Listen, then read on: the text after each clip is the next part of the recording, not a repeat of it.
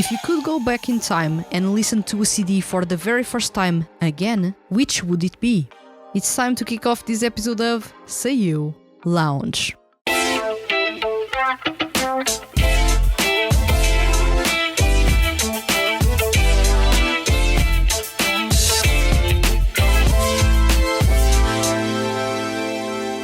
Welcome to Seiyu Lounge, I am your host Vanessa, and today's episode is all about the CDs I wish I could listen to for the very first time all over again.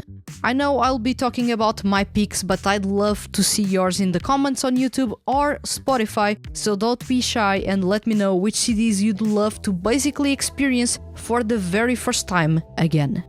To keep things not too lengthy, I've brought 7 CDs I believe have marked me in ways that even if I don't listen to some too much like I did back when I came across them, I'd still want to experience them again for the very first time. So let's talk about the 7 CDs that I definitely would wipe my mind just to get the chance to listen to those for the very first time again. Lolodi's Univers.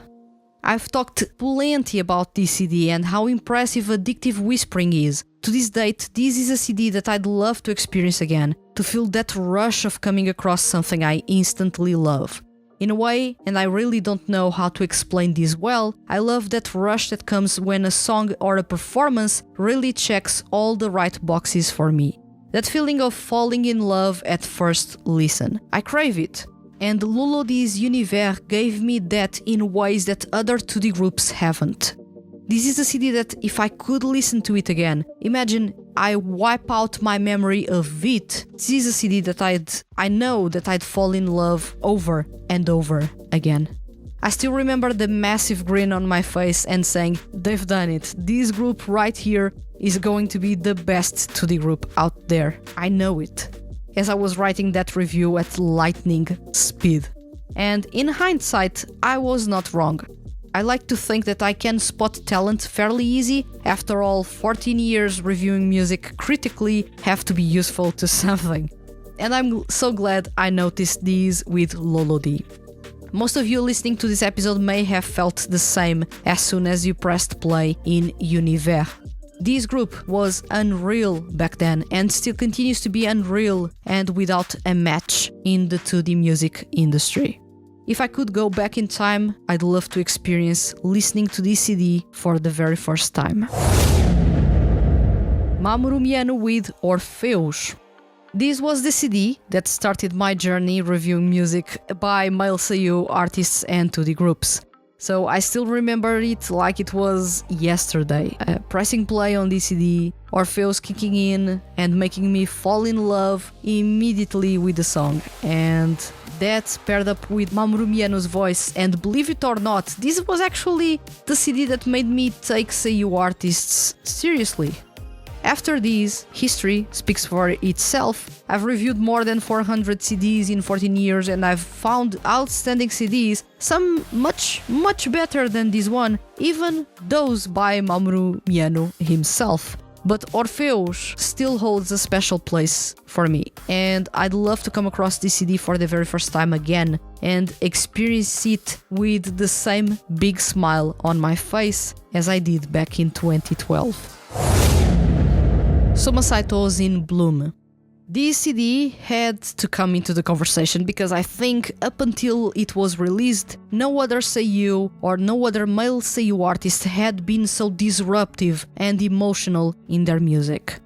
In Bloom is a marvel, incredibly dark. It was Saito's first truly dark album and also downright sad and nostalgic, while exploring themes related to mental health. In case you haven't noticed, Carpool, Palette and Isana are all about those, even if not openly so. Saito kept the darkness at bay at the start, slowly easing the listener into what would be the twist, Palette, and then fall with us into the darkness from that point on, being there for us and helping us find a way out together.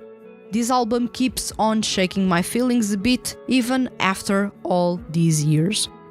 I remember listening to Isana and just not even writing a thing for the whole duration of the song when I was reviewing the album. I just couldn't.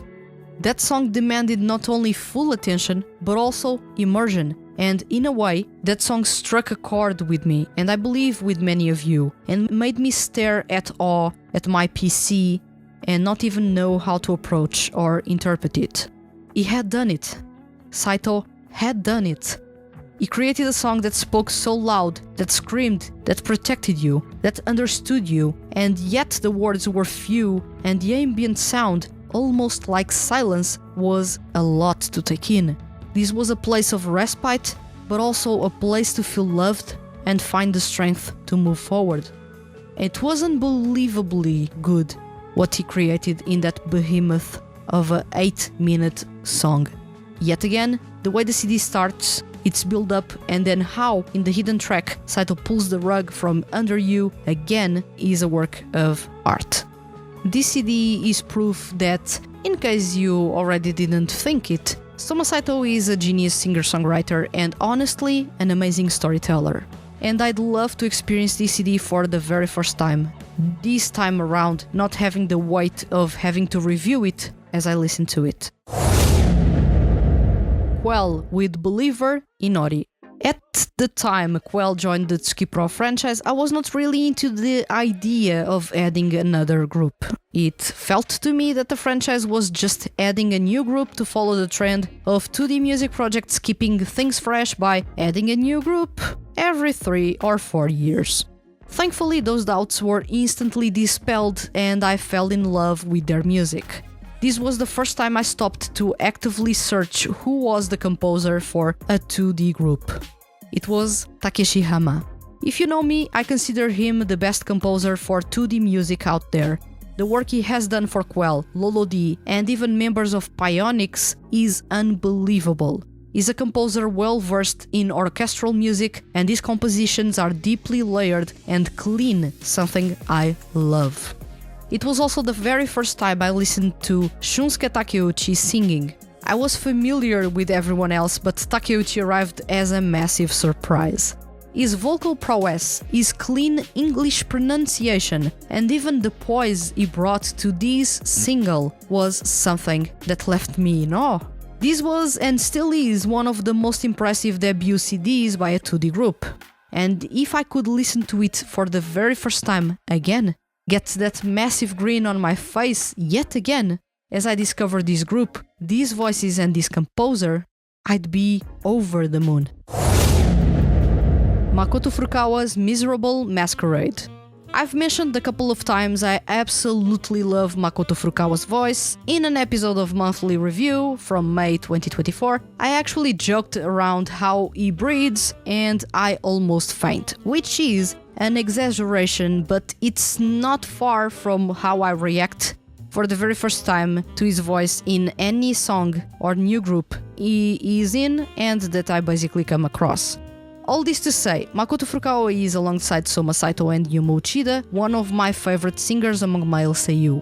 And another thing I love as much as Furukawa's quirky personality and deep, mature voice is jazz music. And in 2018, both would come together. I know just how crazy I was about Miserable Masquerade to the point that I stopped the review of this single midway through to go message my sister, who was at the time helping me with work at The Hand That Feeds HQ. I just messaged saying, listen to these, you need to listen to these, Furukawa is singing jazz music, it's too good. And I was so excited about this that as I was writing these, I went on to press play on this single to enjoy those vibes again and to relive that experience. As I've grown older, jazz music has turned more and more into a favorite music genre of mine. It is fun, classy, unpredictable, and really emotional. It is a complex and fascinating music genre that tests the best singers, and honestly, it was in an instant that Makoto Furukawa joined that conversation with this single. Furukawa's vocal prowess, emotional range, and that powerful vibrato still echo in my ears, and oh boy, that's an awesome feeling. The whole single showed him perform rock, jazz, and ballads, an unbelievable showcase of his vocals, and at the same time, he wrote the lyrics to all songs showing that he was actually taking this thing of being a jazz solo artist, now he's more of a jazz rock artist, really, really seriously. I already loved Furukawa singing, but this single made me ridiculously attached to his music and mature sound and stories. To experience this again would be crazy, but in a way, I'd love more to see my own reaction to this CD for the very first time, because I know I was really beaming with happiness with the title track. Yumo Uchida's Horizon. I still remember the sound of waves and that brilliant opening a cappella. I had just pressed play on this album and I couldn't believe how good and confident it was already sounding. Yumo Uchida's Horizon was a culmination of stellar debut singles into an album that showcased his vocal prowess as an R&B pop artist. I'd been following Yuma for a while, and when this album arrived, I couldn't be happier and more impressed. The compositions, the mastering, making the listener emotionally invested, and Yuma's powerful and insanely technical performances had me glued to the chair as I was reviewing this CD. If that wasn't obvious by then, Yumo Uchida was and is one of the biggest solo artists among male seiyuu, with a talent and skill set that very few have. And in Horizon, he was showing all of that for the very first time. While Horizon is not my favorite album of his, it's actually Equal, the second album, it is still one and basically the one that marked me the most. Also, Error and Can You Keep a Secret are here, and I love how R&B music finally had found its place with an artist that can shine doing it and has the voice and technique to take it to unbelievable heights. Horizon made me say that I finally found a pop artist whose music I actually love a lot and whose voice I want to listen to time and time again, and I won't get fed up with it. I think I still react the same way to this album right now, but still I'd love to listen to it for the very first time and discover just how amazing Yumo Uchida is in a full-length album. I'm going to cheat here and I'm going to say Soma Saito, My Beautiful Valentine. So I'm cheating here, but honestly you don't know how betrayed I felt about the story when the hidden track came in during my first listen. Also, how I couldn't figure out this CD while I was listening to it, as this was the most abstract that Saito had ever gone for his music. Also, you don't know how much I laughed because it was a stroke of genius what Saito had pulled off in that story. So I just couldn't believe it bring romance and surrealism to this concept EP and then twist things around, play with my emotions, make me second guess, get lost trying to figure out his intentions in the storytelling, and still, as prepared as I was making myself to the ending, assuming I'd figured him out, Saito just pulled the rug from underneath and I got Kudryavka. I laughed a lot at how genius the storytelling was because with Kudryavka, everything started to make sense. And despite him having left plenty of room for interpretation for the listener throughout the EP, Saito actually was in control of the story for the whole duration, and us, the listeners, were just passengers in a way in this journey as he retold what we went through it. It was as if everything was a fever dream. This was too crazy, and I was in awe with this. This was not just a CD. This was a carefully crafted story with an abstract concept at its core, but so really well fleshed out that many hail it as one of the best albums, and in my opinion, the best album by a male seiyuu artist to date. This was also the album I took the longest to review. I remember that I took 9 hours to review this album completely. I may have listened to it for about 8 times from start to finish, and I figured out the story on my second listen after the casual rug pull in the first time I listened to Kudryavka. I wrote and I wrote and I wrote. That review is almost like an essay, it's too long, and that's for a good reason. You know an album is good when you cannot stop talking or writing about it. And better yet, I give everything to listen to it for the very first time and figure out the story yet again.